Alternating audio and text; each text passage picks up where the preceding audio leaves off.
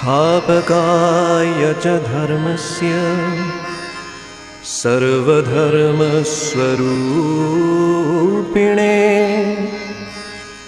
अवतारवरिष्ठाय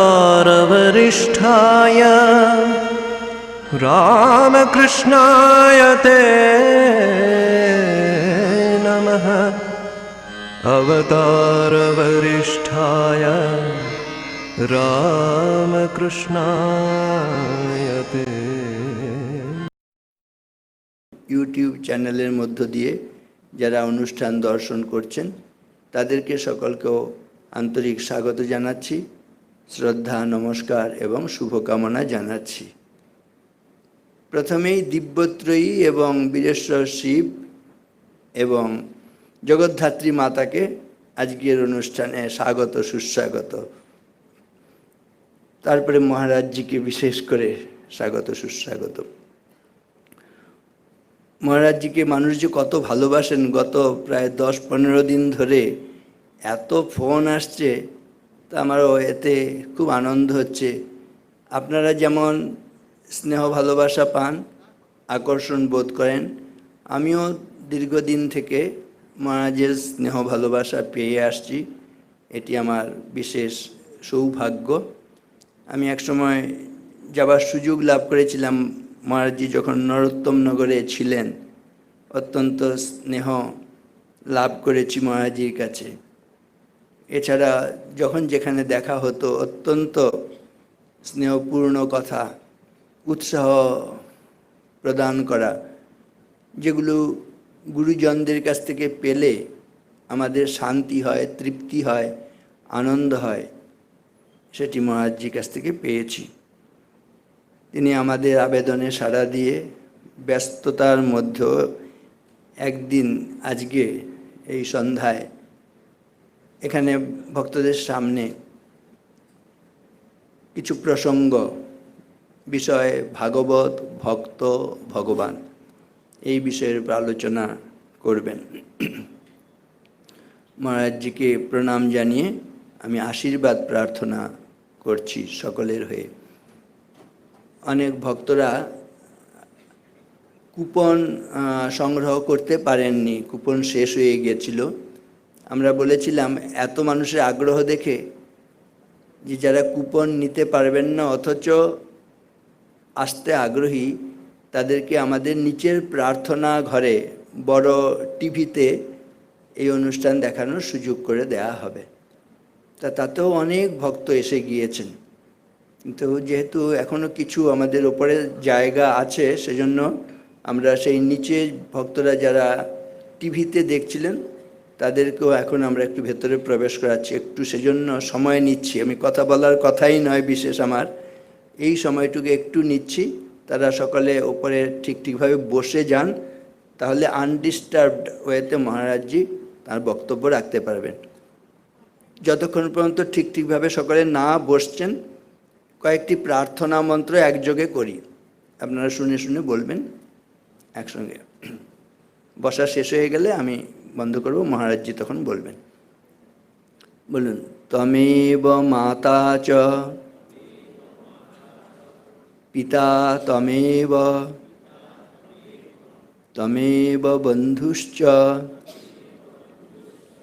সখা ত্বমেব, ত্বমেব বিদ্যা দ্রবিণম ত্বমেব, ত্বমেব সর্বম মম দেব দেব। ভূমের গরীয়সী মাতা স্বর্গাদ উচ্চতর পিতা, জননী জন্মভূমিশ্চ স্বর্গাদপি গরীয়সী। পিতা স্বর্গ পিতা ধর্ম, পিতা হি পরমং তপঃ। পিতরি প্রীতিমাপন্নে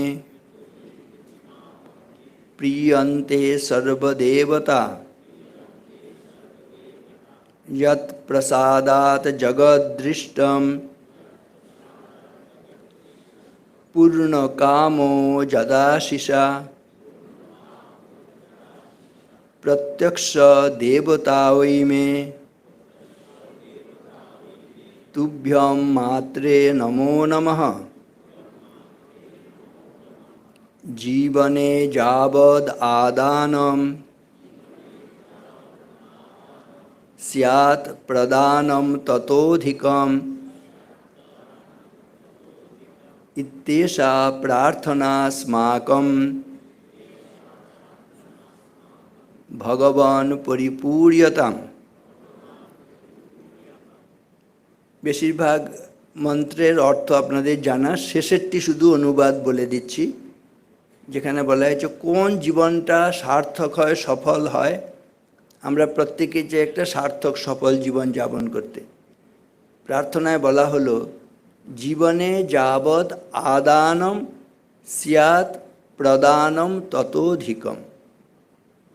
আমরা জীবনে যা সমাজ থেকে, জগৎ থেকে আদান করি মানে গ্রহণ করি, তার চেয়ে বেশি যেন আমরা প্রদান করতে পারি মানে ফেরত দিতে পারি। বেঁচে থাকার প্রয়োজনে দেখুন আমরা মা বাবার কাছ থেকে, সমাজের কাছ থেকে, প্রকৃতির কাছ থেকে, রাষ্ট্রের কাছ থেকে কত কি গ্রহণ করছি। শুধু গ্রহণ করলে এটা যেন ভিক্ষাবৃত্তি, হাত পাতা, ভিক্ষুকের জীবন সফল হয় না। যা নিচ্ছি নিশ্চয়ই বেঁচে থাকার প্রয়োজনে গ্রহণ করতে হবে, কিন্তু সারা জীবন শুধু নিয়ে যাব, কিছু দেব না। আমি যা গ্রহণ করছি তার চাইতে যেন বেশি ফেরত দিতে পারি মা বাবাকে, সমাজকে, প্রকৃতিকে, রাষ্ট্রকে। হে ভগবান, তুমি আমাদের এই আশীর্বাদ করো, বেঁচে থাকার প্রয়োজনে আমরা সমাজ থেকে যা কিছু গ্রহণ করছি, বেঁচে থাকতে থাকতেই সমাজকে যেন তার চেয়ে বেশি ফেরত দিতে পারি। এই প্রার্থনা যদি আমাদের জীবনে সফল হয় তাহলে জীবন সার্থক হয়। নমস্কার সকলকে।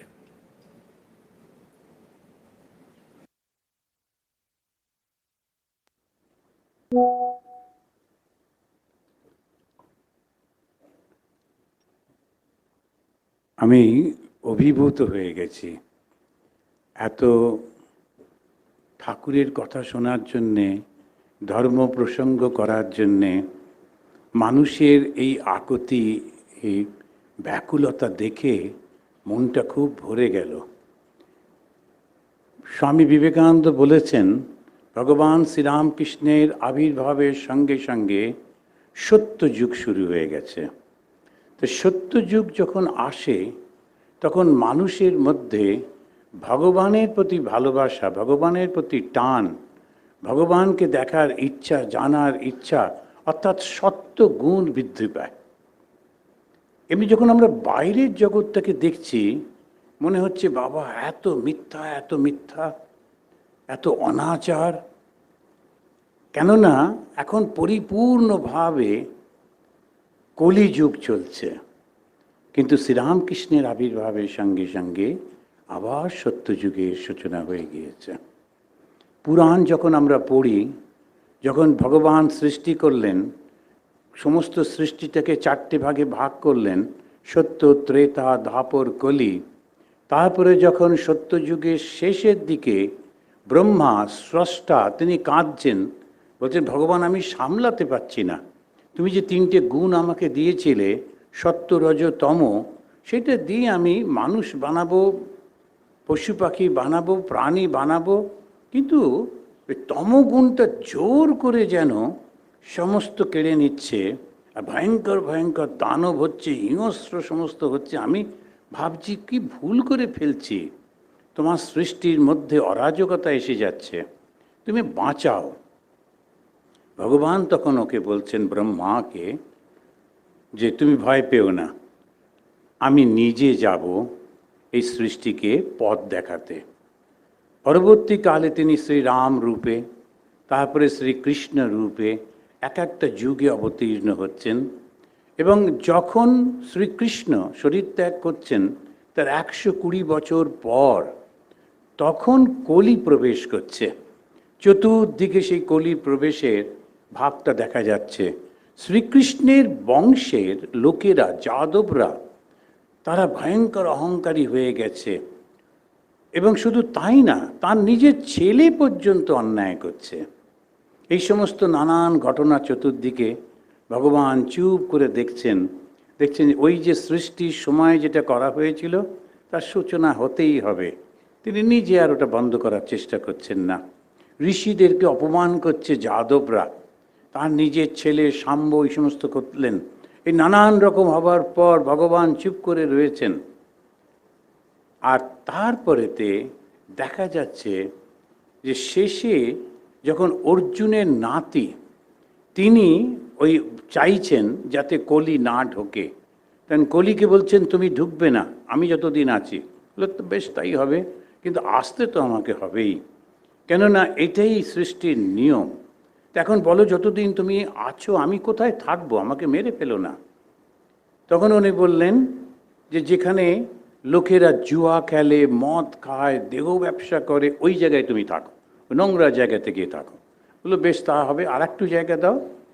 তখনও বললো তুমি মিথ্যার মধ্যে থাকো। তো মিথ্যার মধ্যে সেই কলি রয়েছেন। সত্যযুগ সূচনা করে স্বয়ং ভগবান বললেন সত্য কথাই কলির তপস্যা। এই সত্যযুগে তিনি কলির বিরুদ্ধে এবারে যুদ্ধ ঘোষণা হচ্ছে।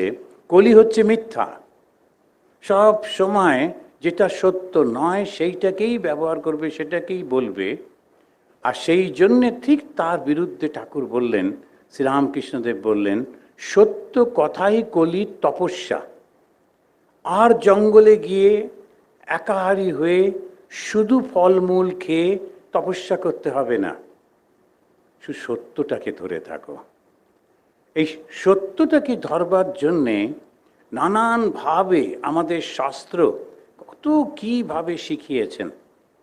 এবারে স্বয়ং ভগবান যিনি ব্রহ্মা বিষ্ণু মহেশ্বর এক দেহে আবির্ভূত হয়েছেন ছোট্ট এই গ্রামটাতে কামারপুকুরে, ওখানে গেছিলাম, যতবার যাই খালি মনে হয় ভগবান এলেন এখানে। আমরা অবাক হয়ে যাই, ওই রকম জায়গায় ওই ভগবান এলেন, নিশ্চয়ই গুণ আছে কিছু। ওই যে সেই মানুষগুলো, সরল মানুষগুলো, তাদের মধ্যে তিনি জন্মাচ্ছেন। পৃথিবীর কোনো কিছু থেকে কোনো সাহায্য নিচ্ছেন না, নিজে গ্রহ করছেন। কেন? ঈশ্বর চাইলে সব করতে পারেন। আমাদের বক্তব্য হচ্ছে ভাগবত ভক্ত ভগবান, কিন্তু ঠিক তার আগে ভগবানের শক্তির একটু কথা বলে নিই। আমি যে শহরে থাকি সেই শহরটা হচ্ছে শিকাগো, যেখানে স্বামী বিবেকানন্দ গেছিলেন। এবং গিয়ে তিনি প্রথম ভগবান শ্রীরামকৃষ্ণদেব তাঁর জীবনে সর্বধর্ম সমন্বয়ের কথা বারবার বলেছেন, আর অদ্ভুত অদ্ভুত শব্দ ব্যবহার করেছেন যেগুলো মানুষকে খুব আনন্দ দেয় এবং সেটি গ্রহণ করতে তারা পছন্দ করে। এবং সেটা হচ্ছে সব শেয়ালের এক রা। আমেরিকার শিয়ালকে ইংরেজিতে ডাকবে, সেও ওই একই আমাদের শিয়ালের মতোই ডাকবে। আর সেই জন্যে যারা ভগবানকে ডাকছে একই কথাই তো বলছে, শব্দগুলো একটু আলাদা। তিনি বললেন বিভিন্ন পথ দিয়ে সেই একই জায়গায় পৌঁছানো। সিঁড়ি দিয়ে যাচ্ছে, কেউ বাঁশ বেয়ে উঠছে, কেউ বা কোনোভাবে, কিন্তু ছাদে পৌঁছবার পর দেখছে সব একই দৃশ্য, কত রকমভাবে। 1886-এ তিনি শরীর ত্যাগ করলেন। আর 1892, 10 বছরও হলো না, সারা পৃথিবী জুড়ে ডঙ্কা বেজে গেল সর্বধর্ম সমন্বয়ের, এ ভগবানের লীলা। তিনি বলছেন যখন বড় বড় জাহাজগুলো যায় তার প্রথমে ঢেউটা বোঝা যায় না, তারপরেতে তীরেতে বড় বড় আঘাত করতে থাকে ঢেউগুলো। 10 বছরের আগের মধ্যেই বিশাল বড় এক ঢেউ উঠল। স্বামী বিবেকানন্দ বিবেকানন্দ যখন আমেরিকায় গেলেন তার ইতিহাস আপনারা সবাই জানেন, কিন্তু তিনি 9 সেপ্টেম্বর অ্যানিস্কোয়াম থেকে, ওই বস্টনের কাছে একটা ছোট্ট গ্রাম, আমি ওই গ্রামে গেছিলাম, একরকম আছে, ওটা পরিবর্তন করে না তো, বিরাট বড় দেশ, ওই জন্য পরিবর্তন লাগে না, একই রকম আছে। যে চার্চটাতে স্বামীজি প্রথম বক্তৃতা করেছিলেন, বস্টনের স্বামীজি, ও ঝগড়া করে, ও বলে যে স্বামীজি মোটেই শিকাগোতে প্রথম ভাষণ দেননি, বস্টনে দিয়েছেন। তার কারণ ওই অ্যানিস্কোয়ামে উনি ভাষণ দিয়েছিলেন। ছোট্ট গ্রাম, সেখানেতে স্বামীজি গেছিলেন। সেখানে তার সঙ্গে দেখা হয়েছিল যে প্রফেসর জন রাইটের সঙ্গে। জন রাইট মুগ্ধ হয়ে একটা চিঠি লিখে দিলেন।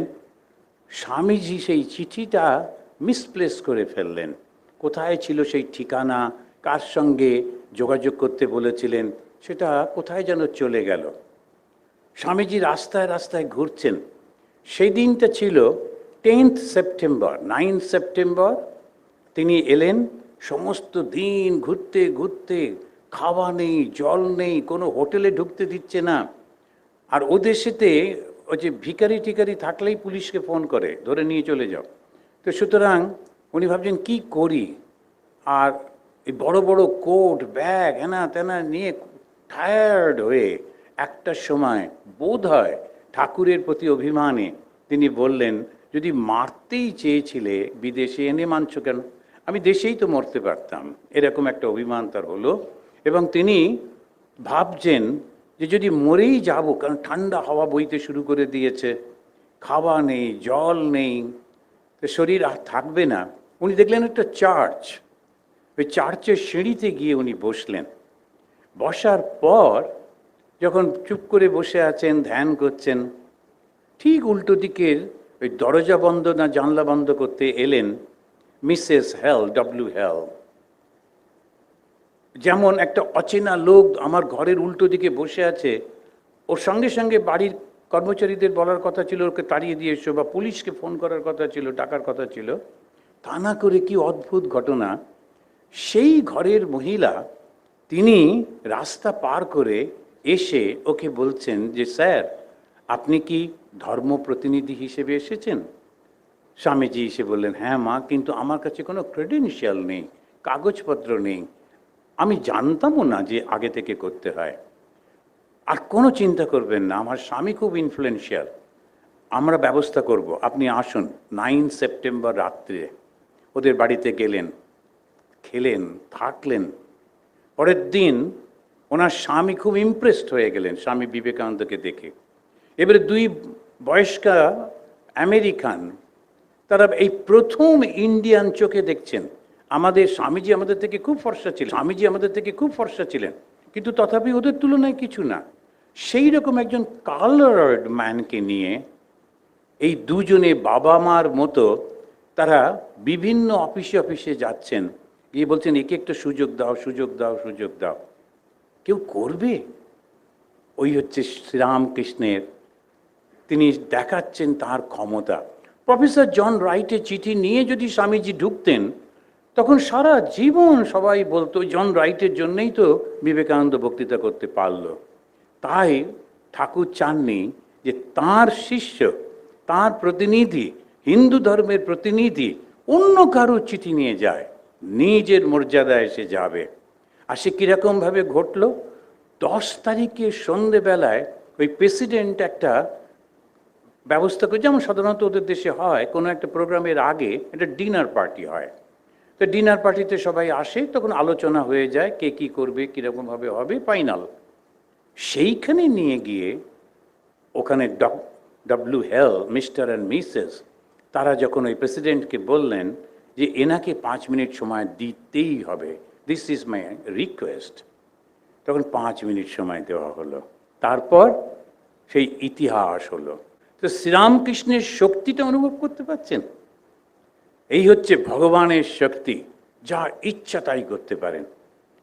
ওরা চায়নি হিন্দু ধর্মকে, হিন্দু ধর্ম এলো, ওরা চায়নি সেই সুযোগ দিতে, সুযোগ পেল। আর সুযোগ যখন পেল, যখন তিনি দাঁড়ালেন, শুধু যখন বললেন sisters and brothers of America, তখন মানুষ পাগল হয়ে গেল। ইংরেজি শব্দ শুনে পাগল হবার কি হলো?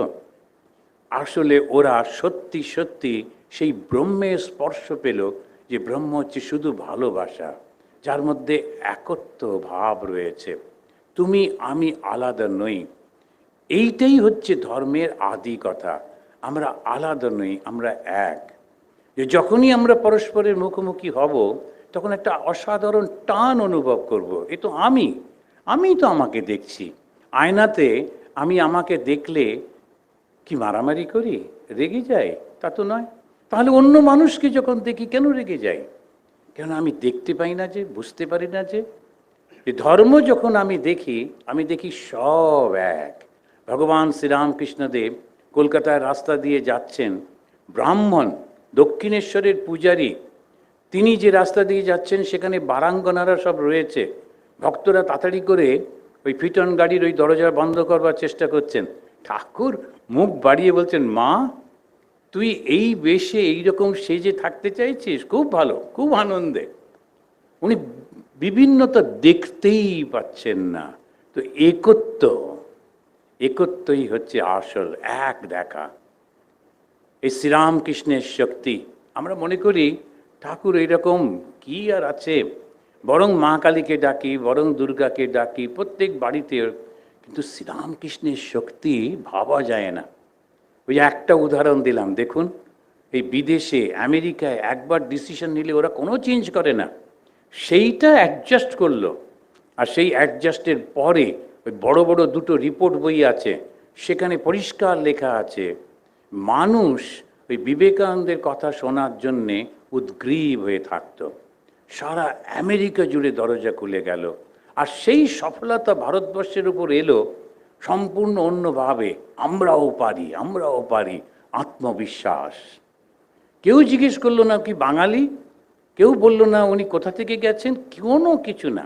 হিন্দু, মুসলমান, শিখ, বুদ্ধিস্ট, কোনো প্রশ্ন নেই। ও হচ্ছে ভারতবাসী, এবং ভারতবাসী সবাই বলতে লাগলো আমরাও পারবো।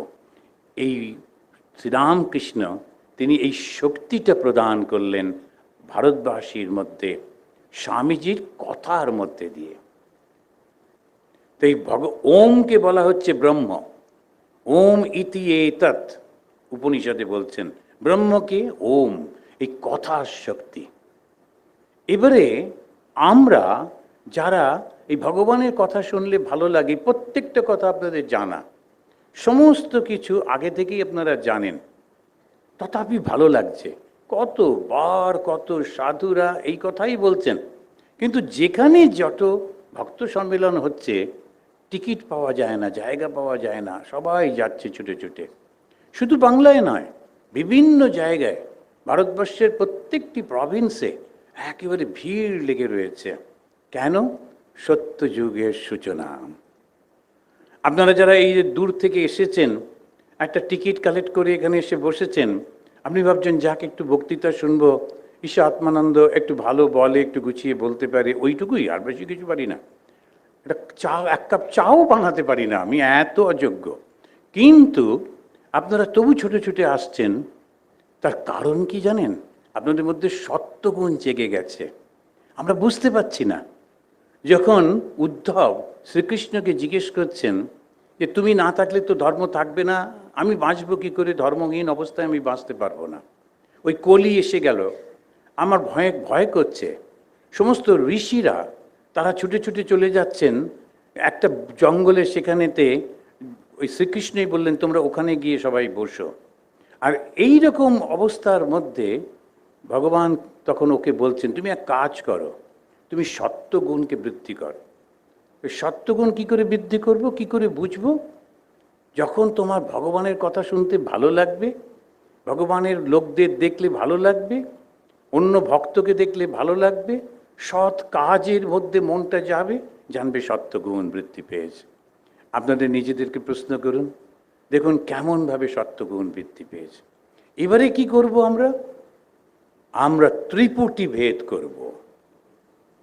এই ত্রিপুটি ভেদ যেটা, সেটা শাস্ত্রে একটা খুব সুন্দর কথা বলেছে যে 3 থেকে 1 করে ফেলতে হবে। আর সঙ্গে সঙ্গে আমাদের এই ভারতীয়দের খুব একটা অদ্ভুত জিনিস আছে, কোনো কিছু হলেই একটা স্টোরি বলে, আর স্টোরিটা আমাদের মাথায় থাকে, মনে থাকে। ঠাকুরও দেখবেন সেটা বলছেন। তো স্টোরিটা কি? স্টোরিটা হচ্ছে যে 3 ভাই, তারা দৈত্য। কেন দৈত্য? না, স্বার্থের জন্যে তারা তাদের শক্তি ব্যবহার করছে, কিন্তু দৈত্যগুলো ওই শক্তিটা পাচ্ছে কোত্থেকে? এটা কি অদ্ভুত জিনিস। যত দৈত্য আছে, যত দানব আছে, অসুর আছে, শক্তিটা পাচ্ছে কিন্তু এই ভগবানের থেকে। লক্ষ্য করে দেখবেন সমস্ত গল্পে একজন দানব, সে বসে তপস্যা করলো, তারপরেতে একবার শিবজি সরল সাদাসিধে লোক, এটা গোলমালে পড়েছিল। তখন একজন তপস্যা করছে শিবের ওপর। তো শিব বললেন, তুমি অনেক দিন ধরে আমাকে ডাকছো, কি ব্যাপার বলো দেখি। বলে, আমাকে একটা আশীর্বাদ দিন, আমি যার মাথায় হাত রাখবো সে পুড়ে যাবে।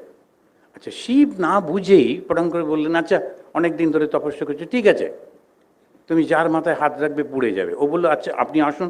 কেন, আপনার মাথায় হাত রেখে দেখি ওটা কাজ করে কি না। শিব বলল, আরে কি আশ্চর্য, আমি দিয়েছি, কেন কাজ করবে না? না, আমি দেখে নেবো, টেস্ট করে নেওয়া ভালো, তারপরে যদি না হয়। এবারে শিব ছুটছে, বলছে হাত দিলে আমি পুড়ে যাবো। বলবো না, আমি টেস্ট করে দেখব। দুজনে মিলে ছুটছে, এও মাথায় হাত দেবে, শিব আর মোটা সোটা লোক কোথাও ছুটে শেষকালে বিষ্ণুর ঘরে গিয়ে পৌঁছেছে। বিষ্ণু বললো, কি হলো, এত ছুটছেন কেন? বললো আমি এটা কেন সব ঘটনা। বলে, আচ্ছা আপনি লুকিয়ে পড়ুন, আমি দেখি। বিষ্ণু হচ্ছেন অ্যাডমিনিস্ট্রেটরটা ভীষণ বুদ্ধিমান হয়। তখন তারা ওখানে গেছে, বলে, এই এত হাঁকপাঁক করে কোথায় দৌড়চ্ছ, আর তোমার কি হলো? বললো, আমার এরকম এরকম ঘটনা, শিবের মাথায় হাত দিয়ে আমি দেখব যে কি হয়। বলে, বোকার মতো এই রোদ্দুরে এতটা পথ ছুটছ, তোমার নিজের মাথাটা কোথায়? এত কাছে তোমার নিজের মাথা, হাত দিয়ে দেখো হচ্ছে কি না। ওটা যেই হাত দিল অমনি ভস্ম হয়ে গেল। এই হচ্ছে ভস্মাসুরের গল্প। এই গল্পগুলো কি মজার আর কি সুন্দর। এই গল্পটা শুনে কি মনে হয়?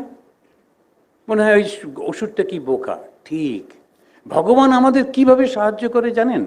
বুদ্ধি দিয়ে। বুদ্ধি যোগম দদাম্যহম। ভগবান অন্য কোনোভাবে সাহায্য করেন না, বুদ্ধি দিয়ে সাহায্য করেন। ঠিক সময় ঠিক কাজটি করার বুদ্ধি দেন, এই বুদ্ধি দিয়ে সাহায্য করেন তিনি। আর আমরা, ভগবান শ্রীরামকৃষ্ণদেব বললেন, ডাক দিলেন, আহ্বান করেছেন, তোমাদের ঈশ্বর লাভ করতে হবে। এখন সেই ঈশ্বর লাভ করতে গেলে কি করতে হবে? ত্রিপুটি ভেদ করতে হবে। শাস্ত্র বলছে এই ত্রিপুটি ভেদটা কি? ভগবান শ্রীরামকৃষ্ণদেবের দক্ষিণেশ্বরে একটা মিটিং হলো, এবং সেখানেতে কেশবচন্দ্র সেন খুব সুন্দর করে ধর্মের কথা বলছেন। সব লোকেরা বসে টসে আছে। হয়ে যাবার পর ঠাকুর প্রচণ্ড উত্তেজিত হয়ে কেশবকে বলছেন, কেশব তুমি বলো, ভাগবত ভক্ত ভগবান? কেশব বললেন, আবার দুবার তিনবার রিপিট করাচ্ছেন। এইটার উপরে আমরা একটু দেখবার চেষ্টা করব, ওই ভাগবত ভক্ত ভগবান এটা ঠাকুর কেন বললেন, এটা কথাটার মানে কি। আবার পুরাণের গল্পে চলে যাই। ওই তিন ভাই, তারা দারুণ তপস্যা করে ভালো ভগবানের কাছ থেকেই শক্তি পেল, কিন্তু শক্তিটার অপব্যবহার করলো। দেবতারা তপস্যা করে শক্তি পায়, পেয়ে তারা ভালো ব্যবহার করে শক্তির, তাই দেবতা হয়। আর তপস্যা করে শক্তি পেয়ে খারাপভাবে ব্যবহার করলে, অন্যকে কষ্ট দেবার জন্য ব্যবহার করলে ওরা দানব হয়। এইটাই পার্থক্য, আর কিছু না। এবারে তিন ভাই তারা তপস্যা করেছে, করবার পর ওরা বলেছে কি চাই, এমন একটা বাড়ি বানিয়ে দাও, প্যালেস, প্রাসাদ, যেটা আকাশে উড়বে। তখন ভগবান বললেন, বেশ, এমন কি ব্যাপার, করো। তো ওরা প্যালেসের মধ্যে বসে আছে, কিন্তু দুষ্টু তো, লোককে কষ্ট না দিলে বদমাইশরা থাকতে পারে না। অন্যের কষ্ট, অন্যের কান্না না দেখলে ওদের খুব ভালো লাগে না। তখন ওই তিন ভাই মিলে বিভিন্ন জায়গায় অত্যাচার করে বেড়াচ্ছে, আর কেউ ওদের ধরতে পারে না, কেননা ওরা উড়ে উড়ে যাচ্ছে। আর একটা জিনিস ছিল, ওরা সবসময় একটা সিকিউরিটি চেয়ে নিত, আমাদের তিনজনকে একসঙ্গে যদি কেউ বধ করতে পারে তাহলেই আমরা মরবো, নইলে মরবো না। একজন একজন করে টার্গেট করলে আমরা মরবো না। খুব মুশকিল, তিনজনকে একসঙ্গে ধরবেন কি করে? ওরা এদিক করছে ওদিক করছে। তখন শিবকে বলা হলো। শিব তখন ওই ধ্যানের মধ্যে বসে আছেন একাগ্র হয়ে, তার সেই ত্রিশূল নিয়ে। এইবারে তিন ভাই যখন তাদের তিনটে প্যালেস নিয়ে এক লাইনে এসেছে, শিব তখন তার ত্রিশূল দিয়ে তিনজনকে একসঙ্গে মেরে ফেললেন। আমরা খুব খুশি গল্পটা শুনে, কিন্তু আসলে কি? আসলে হচ্ছে ত্রিপুটি ভেদ। এই ত্রিপুটি ভেদ মানে কি? ভাগবত ভক্ত ভগবান। এই ত্রিপুটি ভেদে যারা জ্ঞান মার্গী তারা বলে জ্ঞান, জ্ঞাতা আর জ্ঞেয়। জ্ঞান হচ্ছে সেই শক্তিটা যা জ্ঞাতাকে, যে ছাত্র তাকে জ্ঞেয়, যাকে জানতে হবে তার কাছে পৌঁছে দেয়। জ্ঞান, জ্ঞাতা আর জ্ঞেয়, এটা হচ্ছে জ্ঞান মার্গে পথে, বিচারের পথে। আর ভক্তি পথে ভাগবত ভক্ত ভগবান। ভাগবতটা কি? ভাগবত একটা শাস্ত্র। শাস্ত্রটা কি? আপ্তবাক্য। আপ্তবাক্যটা কি? অনুভব করেছেন যারা, তাদের যে কথাগুলো সেটা হচ্ছে আপ্তবাক্য। তো অনুভব কে করেছেন? ভগবান শ্রীরামকৃষ্ণ স্বয়ং, এবং আরও অনেক মহাপুরুষেরা তারা অনুভব করেছেন যে ভগবান আছেন। এইটা হলো জ্ঞান। এবারে সেই জ্ঞানটাকে কে অ্যাপ্লাই করবে? আমি, আপনি, যারা চায়, যারা সাধক সাধিকা, তারা ওইটাকে অ্যাপ্লাই করবে। জ্ঞানটা ভগবানকে লাভ করতে হবে। কেমন করে? মনটাকে সংসার থেকে উঠিয়ে নিতে হবে।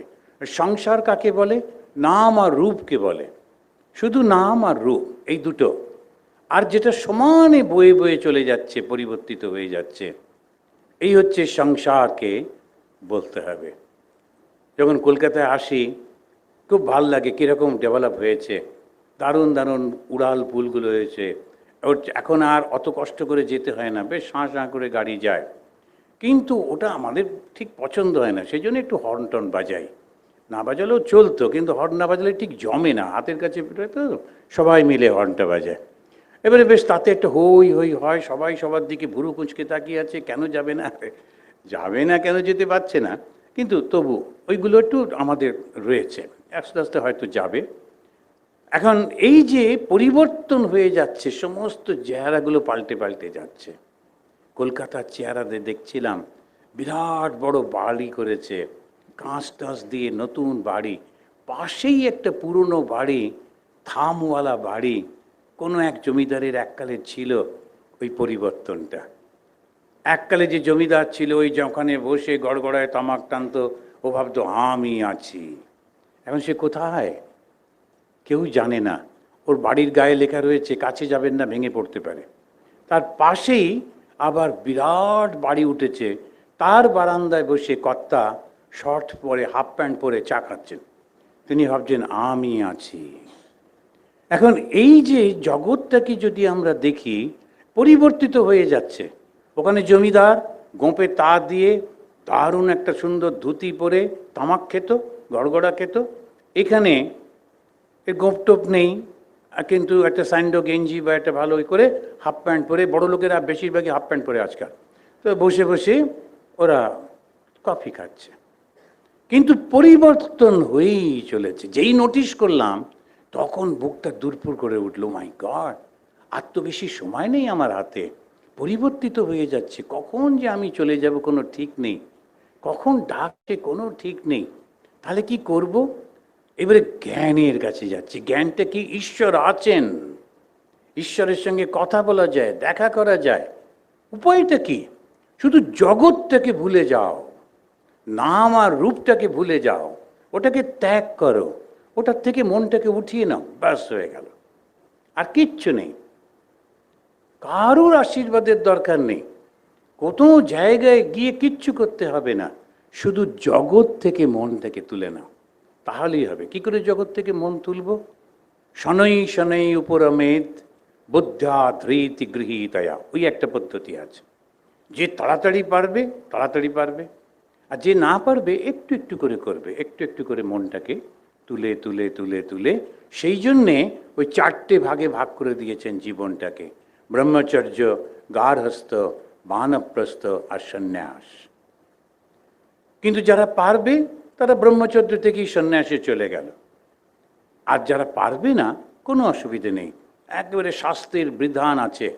হিন্দু শাস্ত্র বলছে প্রথমে তুমি ভালো করে শিক্ষা করো, শিক্ষাটাকে তুমি সমাজে দিয়ে তার বদলে অর্থ উপার্জন করে নিজের মতো করে বাঁচো, আনন্দ করো।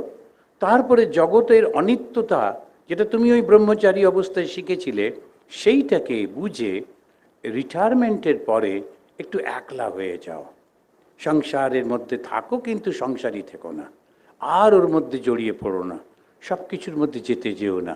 কিন্তু আমরা কি করি, যেই একটু মধ্য বয়স হলো, প্রথমে অল্প বয়সে চাকরি পেতে হবে, চাকরি পেতে হবে, চাকরি পাওয়ার পর বিয়ে করতে হবে, বিয়ে করতে হবে, বিয়ে করার পর বাড়ি কিনতে হবে, বাড়ি কিনতে হবে, এই সমস্তগুলো হয়ে টয়ে গেল। এবারে মধ্য বয়স হলো, আর কিছু নেই, ছেলেমেয়েরা বড় হয়ে কেউ ইংল্যান্ডে, কেউ জার্মানিতে। এখন করিটা কি, পাড়ার দুর্গাপুজোর প্রেসিডেন্ট, বাস কিছু একটা এনগেজমেন্টে থাকতে হবে, পাড়ার দুর্গাপুজোর প্রেসিডেন্ট হয়ে বিরাট বিরাট মিটিং হচ্ছে, বউকে বলছেন শিগগির চা করো, আমাদের মিটিং আছে, কে বিরাট একটা এনগেজমেন্টের মধ্যে হই হই করে থাকলাম, কাকে ইনভাইট করব না করব সেই নিয়ে। আবার পরের বছর ওকে চেঞ্জ করে দিলেও দারুণ রেগে গেল, আচ্ছা দেখে নিচ্ছি আর একটা দুর্গাপুজো করবো, করে এসব চললো। কিন্তু তা না করে যদি মনে করতে পারত যে না আমার টাইম হয়ে যাচ্ছে, দেখো এই চুলগুলো পেকে যাচ্ছে, দাঁতগুলো কিরম হয়ে যাচ্ছে, চামড়াটা লুজ হয়ে যাচ্ছে, আর চোখে ভালো দেখতেও পাচ্ছি না, সময় নেই। ত্রিপুটি ভেদ, জ্ঞান জ্ঞান জ্ঞান। জ্ঞানটা কি, এই যে জগৎ যেটা সৃষ্টি করেছেন ভগবান, ওটা মিথ্যা। মিথ্যা মানে টেম্পোরারি, এটা একেবারে নেই তা বলা যাবে না। মিথ্যা মানে টেম্পোরারি, ভীষণ টেম্পোরারি। এইটা বুঝলাম, বুঝে আর ওর মধ্যে বেশি যাচ্ছি না, বেশি অ্যাটাচমেন্টের মধ্যে যাচ্ছি না, এই সমস্ত ধীরে ধীরে ছেড়ে দিচ্ছি। আর শুরু হয়ে গেল তৈরি হওয়া। আর তৈরি হয়ে শেষে কি করব, ওই যেমন ঠাকুর বলছেন ভাগবত, ওই শাস্ত্র গ্রন্থ, ওই শিক্ষা, ওই জ্ঞান, এই ঈশ্বর ছাড়া সমস্ত কিছু টেম্পোরারি। এবারে আমি মনটাকে তৈরি করে ফেললাম। ভক্ত তখন রেডি হয়ে গেল। ভক্ত যখন মনটাকে তৈরি করলো, আর ভগবানে পৌঁছে যাচ্ছে। এবার মানুষ হও, ছিলে পশু, হইয়াছ মানব, এবার দেবতা হইতে হইবে, স্বামীজি বলছেন। দেখুন তিনটে কিরকম, ছিলে পশু, পশু মানে শুধু শরীর বোধ, আর কিছু নেই। পশুদের শরীর বোধ ছাড়া কিচ্ছু থাকে না। আমি মাঝে মাঝেই বলি, যদি ভারতীয় গরুকে আমেরিকায় নিয়ে গিয়ে একটু ভালো জায়গায় রেখে সবুজ ঘাস দেওয়া যায়, ও কি কাঁদবে যে আমি আগে বিহারে ছিলাম, হিন্দি ভাষী লোক পাচ্ছি না, আর গরু পাচ্ছি না, আমি এখানে থাকতে পারবো না, বলবে কি? ও ঘাসটা পেয়ে খুশিতে খাবে আর থাকবে। শুধু খেতে পেলেই হলো, একটু নিরাপত্তা পেলেই হলো। সমস্ত পশু পাখি সরীসৃপ এই দুটো, শুধু খাদ্য আর নিরাপত্তা, বাস হয়ে গেল। এই যে সমস্ত দেখবেন পাখিগুলো একটু খায়, তাড়াতাড়ি করে দেখে কেউ মারছে না তো। কিন্তু মানুষ কি তা পারবে না? কেন? মানুষ একেবারেই ভগবানের কাছাকাছি, ভগবানের গুণগুলোর মধ্যে রয়েছে। তাই ভগবান না হওয়া পর্যন্ত ওর কিছুতেই শান্তি হয় না, অশান্তি সবসময় মনের মধ্যে থাকে। কবে ভগবান হব বুঝতে পারে না, কিসের জন্য অশান্তি বুঝতে পারে না। অশান্তিটা হচ্ছে ভগবান না হওয়ার জন্যে। আমাকে ভগবান হতেই হবে। তা পশু ছিলাম, শুধু শরীর বোধ ছিল, শুধু অহংকার ছিল। মানব হয়েছি, মানব মানে এখন বুদ্ধিটা হয়েছে। এবার অন্যদের জন্য চিন্তা ভাবনা চর্চা, তাদেরকে কি কি করা যায়, এই সমস্তগুলো মনের মধ্যে আসছে। এবারে দেবতা হইতে হইবে। এই দেবতা হওয়ার জন্যে তৈরি হতে হবে। আর তৈরিটা কি? প্রথম জ্ঞান।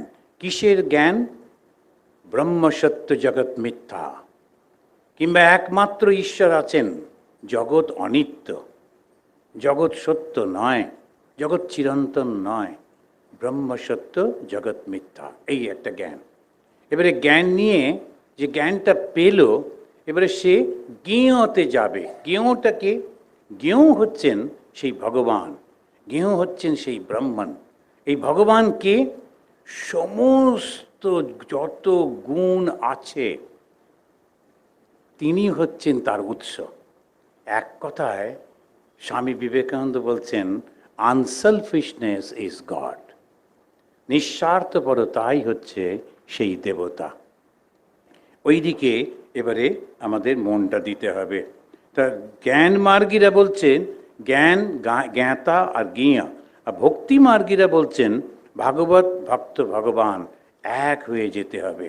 ভগবান শ্রীরামকৃষ্ণদেব নিজে স্বয়ং দেখেছেন ওই যে যখন ভাগবত পাঠ হচ্ছে তখন এই ভগবানের শরীর থেকে একটা জ্যোতি এসে এই ভাগবতটার উপর দিয়ে তার নিজের শরীরে প্রবেশ করছে।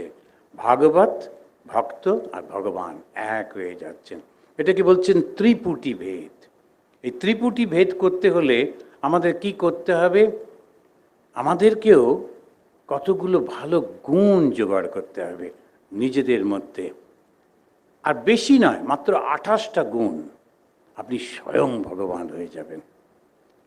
আমরা যে ভগবান দেখার জন্যে কোথায় কোথায় যাই, কত দূর দূর চলে যাই, আর ওই ভগবানের জায়গা বলে লড়াই করছে লোকেরা, বছরের পর বছর যুগ যুগ ধরে লড়াই করে চলেছে।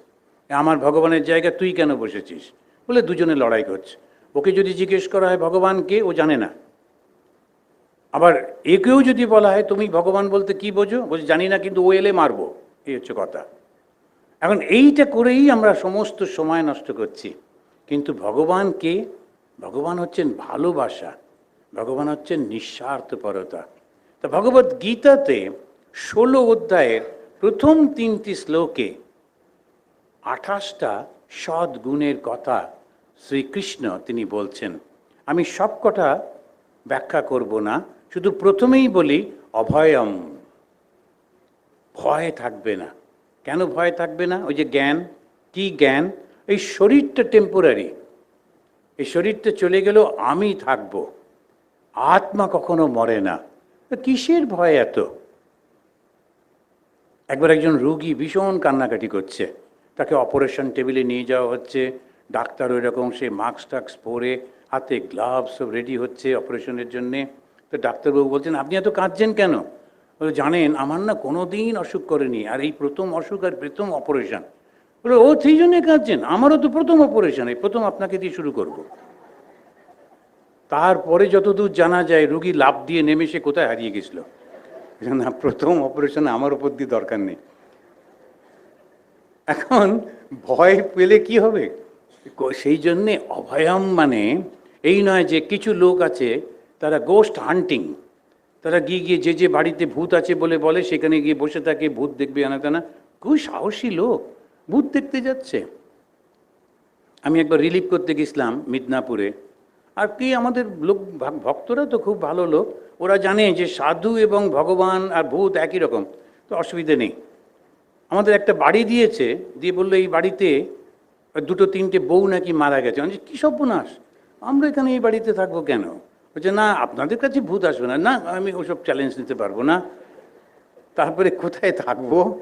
আমরা 3 জন মিলে একটা হ্যারিকেন নিয়ে একটা স্কুল বাড়ির সামনে গিয়ে বললাম আচ্ছা স্কুল বাড়িতে, আর গ্রামের স্কুল তো দরজা খোলা থাকে, আমি বললাম এই তো বেশ জায়গা আছে, বেঞ্চ টেঞ্চগুলো লাগিয়ে টাগিয়ে ওর ভেতরে ছিলাম এই মিদনাপুরে রিলিফ করতে গিয়ে। তারপরে ওই বারান্দাতে আমরা রান্নাঘর বানালাম ইত্যাদি ইত্যাদি। তো এখন এই ভূতের ভয় নেই, কি কথা? এই ভূতের ভয়টা হয় না। অভয়ম কি জানেন তো? মৃত্যু ভয় থাকে না। যারা ধর্ম করে তাদের মৃত্যু ভয় থাকে না। যারা ধার্মিক ব্যক্তি কখনো মৃত্যুকে ভয় পায় না। কেন? মৃত্যু একটা টেম্পোরারি অবস্থা। ভগবান স্বয়ং তিনি বলছেন মৃত্যু মানে কি? যেমন পুরনো কাপড় জামা আমরা খুলে রাখি, সেই রকম এই নিজের পুরনো কাপড় জামাটা খুলে আর একটা জামা পরবো। আমিও তেমনি এই শরীরটাকে ত্যাগ করে আর একটা শরীর নেব। কিন্তু যদি আর শরীর নেবার ইচ্ছা না থাকে তখন ওই ত্রিপুটি ভেদ করতে হবে। এই ত্রিপুটি ভেদে ভগবান হতে হবে। আর প্রথম ওই জ্ঞান, I am that Atman, I am that Brahman. সারাক্ষণ আমার এই যে হাড় গোড় এই চামড়া এই সমস্ত আমি নই, আমি আত্মা, চৈতন্য। আমার ভেতরে চৈতন্য জল করছে। এই চৈতন্যটাকে মাঝে মাঝে চোখ বুজে দেখে নেবেন। কেমন করে দেখব? ওই চৈতন্য তো বোঝা যায় না, ঠাকুরের মূর্তিটাকে দেখবেন। চৈতন্য স্বরূপ ভগবান শ্রীরামকৃষ্ণ হৃদয়ের মধ্যে অবস্থান করছেন, কি সুন্দরভাবে বসে আছেন তিনি। আর একদম আমাদের নিজের লোক, একে চিনতে জানতে কোনো অসুবিধা নেই। মাঝে মাঝেই একটু করে দেখে নেবেন, ঠাকুর আছো তো? আমি চৈতন্য স্বরূপ, আমি ঠাকুরের। তো এইরকম যদি আমরা একটু করে করে ভাবতে পারি তাহলেই খুব ভালো হবে। তো আমার এখানে একটু ত্রিপুটি ভেদ করব ভেবেছিলাম, গরম জল, মধু আর আদা। শুধু গরম জল পেয়েছি, ত্রিপুটি আর ভেদ হলো না। আদা আর মধুটা ওরা দুপাশে কোথাও রেখে দিয়েছে, খোঁজাখুঁজি করতে হবে। ওই দেখো তো ওটার মধ্যে আছে কিনা। ত্রিপুটি ভেদ একটু গোলমাল হয়ে গেছে, এটা পরে ফেলে দিও, পরে ওইটা দিও। অভয়ম, তারপরেই বলছেন সত্য সংশুদ্ধি।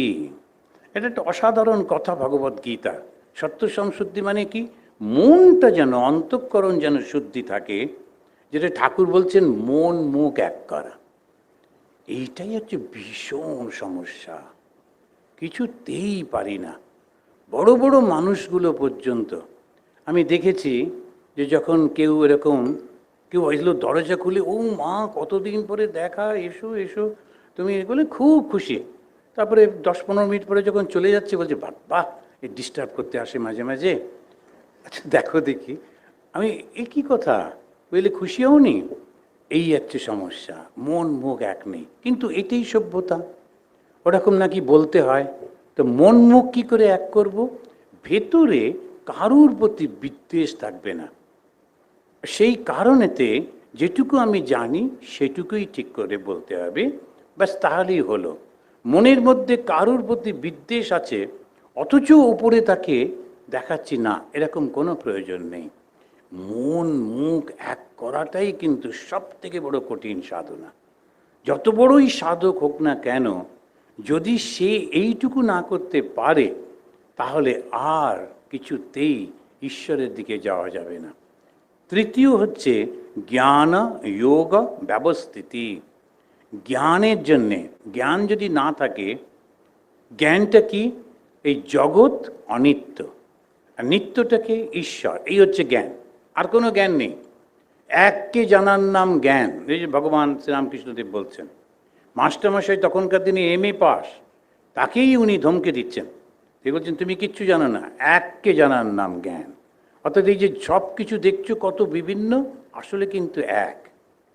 কত বড় হৃদয় হলে, আন্ডারস্ট্যান্ডিং হলে, জ্ঞান হলে তবে এটা বুঝতে পারা যায় এককে জানার নাম। এবং সেইটার সঙ্গে সর্বদা যুক্ত হয়ে থাকা, ওই চেতনার সঙ্গে, চৈতন্যের সঙ্গে সারাক্ষণ যুক্ত হয়ে থাকা। আর সেইটাই হচ্ছে নিষ্ঠা, ব্যবস্থিতি, নিষ্ঠা সহকারে। তারপরেই বলছেন প্র্যাকটিক্যাল লেভেলে নেমে এসে দানম, দান করা, দমশ্চ যজ্ঞশ্চ শ্রদ্ধায় তপ আর্জবম। এই দান করতে পারাটা ভীষণ কঠিন। একবার একজনকে মাস্টারমশাই, ছোট বাচ্চা, তাকে অঙ্ক শেখাচ্ছে। এই তোমাকে একটা আম দিলাম, তারপরে আর একটা আম দিলাম, 2 হলো।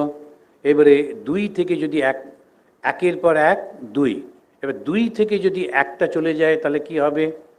বলে তোমার বন্ধু এলো, এসে তোমার হাত থেকে একটা আম নিয়ে নিল।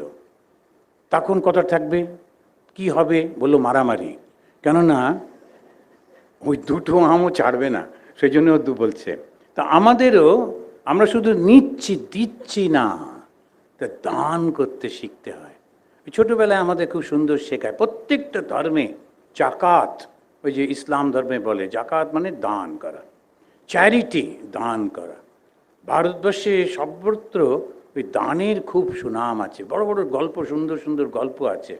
সেই একটা বেজি, তার অর্ধেকটা সোনা হয়ে গেল শুধু দানের জন্যে। কেন জানেন? তার কারণ আমরা তো যখন জন্মাই হাতটা এরকম করে আসি, স্বার্থপর, কারোর সঙ্গে কিচ্ছু দেবো না, আমি থাকবো। তারপরে হাতটা যখন এইরকম হয়ে যায় তখন ভগবান বুদ্ধ, দান করা, সব দিয়ে দেব।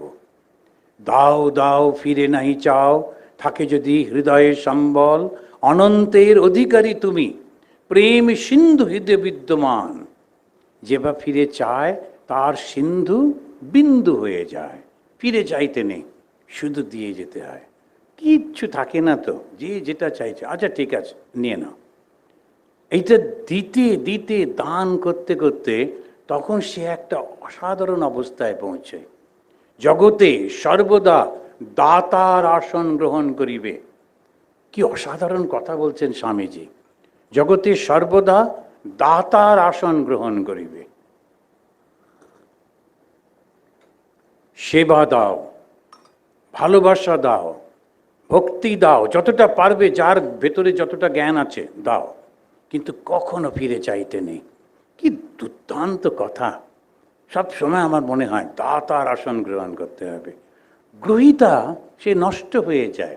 সেই জন্যে যখন চতুর্দিকে দেখি সবাই হাত পেতে রয়েছে, গরিবদের জন্য একটা কিছু ব্যবস্থা হলো, অমনি বড় লোকেরাও তার মধ্যে নাম লিখিয়ে দিল।